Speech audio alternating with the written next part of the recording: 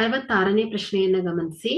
Sign 30 degree into cos 60 degree plus cos 30 degree into sine 60 degree equal to sine 90 degree ಎಂದು ಸಾಧಿಸಿ.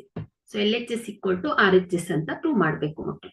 So ಇಲ್ಲಿ sign 30 ಡಿಗ್ರಿಯ ಬೆಲೆ ಏನಾಗುತ್ತೆ 1/2 into cos 60 degree ಏನಾಗುತ್ತೆ 1/2 plus cos 30 degree √3/2 sine 60 degree √3/2 ಆಗುತ್ತೆ.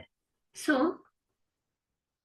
1/2 into 1/2 ಏನಾಗುತ್ತೆ 1/4 plus √3/2 into √3/2 √3 into √3 ಏನಾಗುತ್ತೆ 3 divide by 2 into 2 4 ಆಗುತ್ತೆ.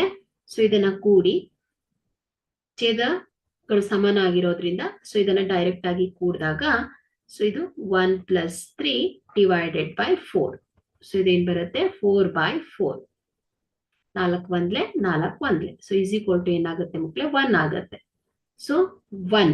ಸೊ ಇದೇನಾಗುತ್ತೆ ಸೈನ್ 90 ಡಿಗ್ರಿಯ ಬೆಲೆ ಆಗುತ್ತೆ. ಸೊ ಸೈನ್ 90 ಡಿಗ್ರಿ ಏನ್ ಹೇಳಿ 1 ಅಲ್ವಾ. ಸೊ ಹಾಗಾಗಿ ಈಸ್ ಈಕ್ವಲ್ ಟು ಏನಾಯ್ತು RHS ಆಯ್ತು ಮಕ್ಕಳೇ.